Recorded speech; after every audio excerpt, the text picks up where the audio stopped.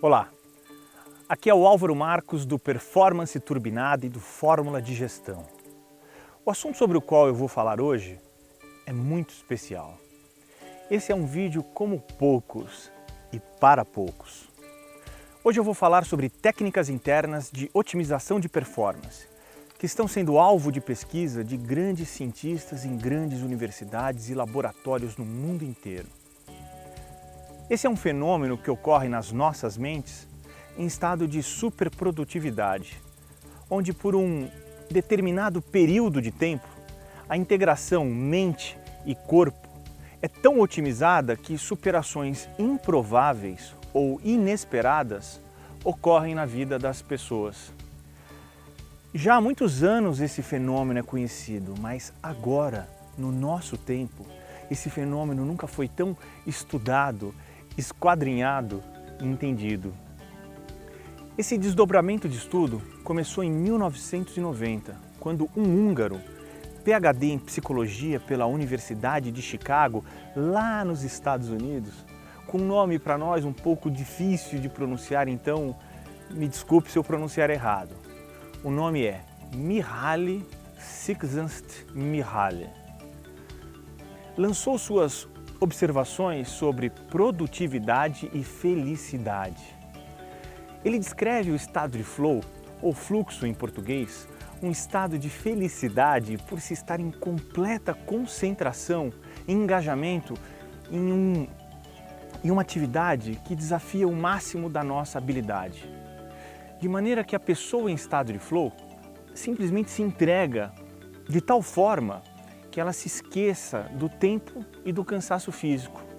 Mas muito mais que isso. A noção de flow sugere também que haja o esquecimento do ego. E esse esquecimento de ego destrava bloqueios, julgamentos e autocríticas. Para se ter uma ideia, samurais lutavam em estado de flow. Grandes artistas compuseram grandes obras nesse estado.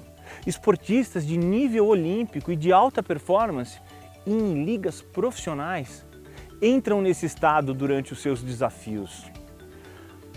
Uma das pessoas mais conhecidas no Brasil, o nosso saudoso Ayrton Senna, entrava em estado de flow enquanto corria. Outro, que certamente faz sua performance esportiva em estado de flow, é o Usain Bolt, o homem mais rápido do mundo. E outro é o tenista Roger Federer. E através da análise de performance dessas pessoas, é que somos capazes de entender um pouco mais sobre esse estado. Para um atleta de ponta, ter um desempenho acima da média, e na verdade, de certa forma, para que cada um de nós tenha um desempenho otimizado, antes de tudo é preciso estar preparado. Porque esse estado ele ocorre quando a pessoa é desafiada no máximo de sua habilidade, sendo que os estados da mente foram divididos pelos pesquisadores em 8 estados diferentes, comparando a relação entre habilidade e desafio. Imagine que uma pessoa despreparada tem que dar apenas um passo fácil e simples, como uma tarefa. Como dizer uma tarefa simples? Como carimbar uma pilha de documentos, por exemplo. Então a pergunta é, essa pessoa se sentiria excitada fazendo isso? Claro que não. E a mente dessa pessoa estaria no exato contrário da superprodutividade, que é um estado de apatia, que é diametralmente oposto ao estado de flow. Um exemplo seria simplesmente abrir uma porta. A mente está tão apática que ela não precisa nem pensar no que ela está fazendo. Agora imagine que uma pessoa tem que realizar uma tarefa que exija um pouco mais de habilidade, mas que não envolva desafio nenhum. Uma tarefa corriqueira, do dia a dia, que deixa a nossa mente em estado tedioso. Como, por exemplo, quando você tem que lavar a louça do almoço da sua família, no domingo. fatalmente a sua mente entrará em estado tedioso. Outro caso é quando o nível de habilidade já é totalmente exigido, mas não há desafio nenhum, como por exemplo, dirigir um carro num dia tranquilo. Isso deixa a mente em estado relaxado.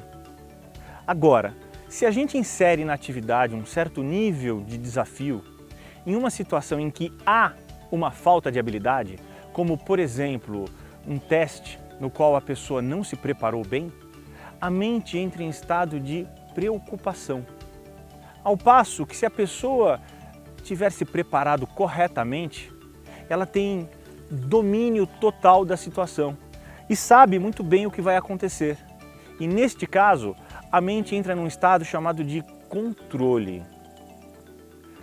Quando o quesito desafio fica maior e a habilidade para aquela tarefa é muito pouca, como por exemplo,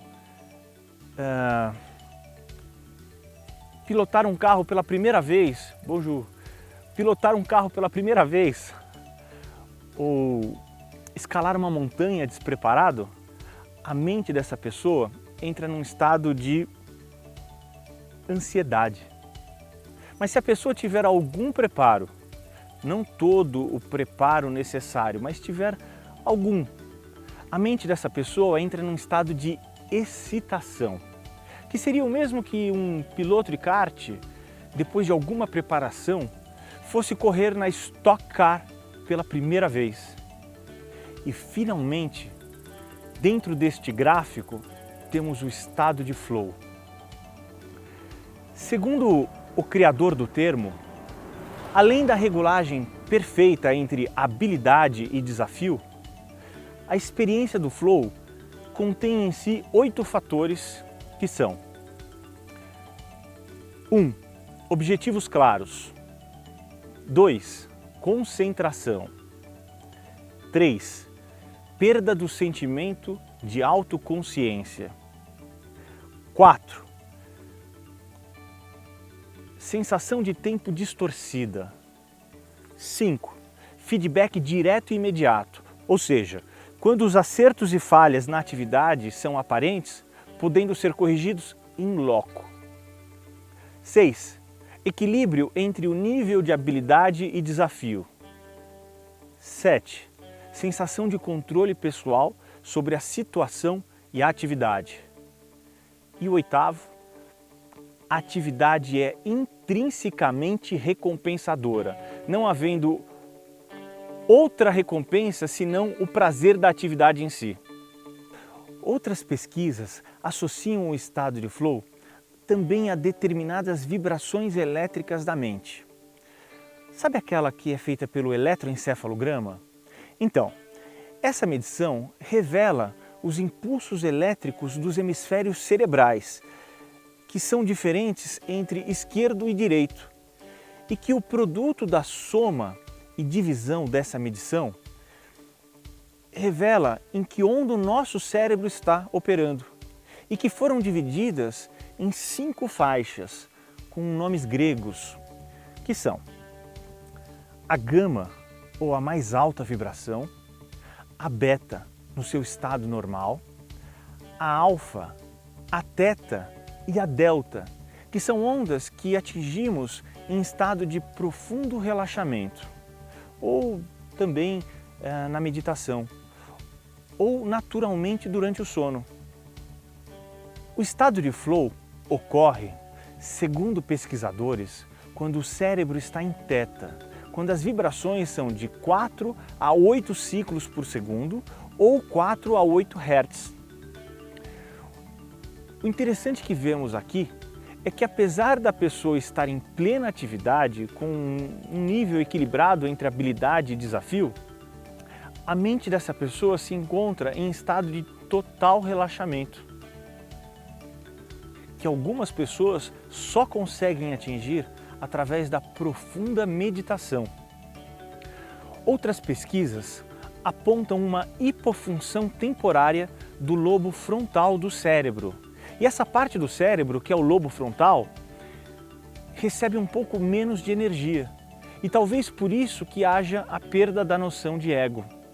Também se afirma que durante o estado de flow, todas as substâncias neuroquímicas que nós produzimos, a dopamina, a serotonina, a oxitocina e a endorfina, todas elas são liberadas ao mesmo tempo. Na psicologia esportiva, há estudos sobre esse estado tão interessante e o que é dito, segundo especialistas da área, é que para entrar nesse estado, antes de tudo, a pessoa precisa estar em ótimo estado de ativação, que é o equilíbrio entre a ativação positiva, que causa a excitação, e a ativação negativa, que causa o medo ou o medo da frustração. Os esportistas internacionais chamam esse momento da mente de zone, enquanto que os espiritualistas orientais chamam de samadhi, ou iluminação. E os artistas chamam esse momento de inspiração. O fato é que esse estado tem chamado a atenção de muita gente, pois é o estado atribuído aos performers do novo milênio.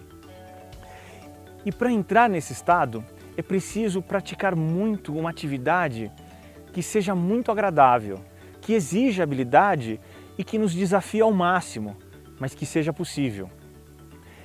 E que a gente mergulhe nessa atividade sem se preocupar muito, só curtindo o que se está fazendo, sem se preocupar com interrupções ou com julgamentos.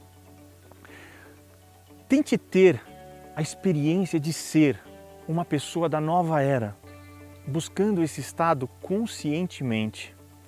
Eu tento isso todos os dias.